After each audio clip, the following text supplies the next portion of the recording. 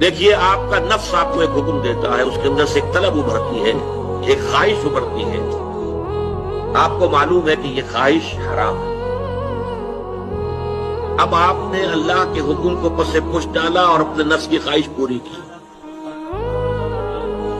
یہ مخلوق کی اطاعت ہو گئی اللہ کی معصیت، یہ شرک ہے۔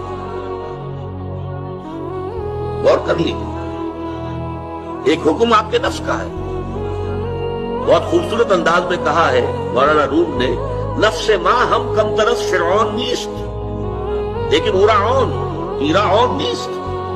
میرا نفس جو ہے وہ فرعون سے کم نہیں ہے۔ جیسے فرعون نے کہا تھا یہ ملک مصر جو ہے میرا ہے، میرا حکم چلے گا، میں نہیں جانتا کون اللہ واللہ کون ہے، کون موسیٰ کا رب ہے، میں نہیں جانتا۔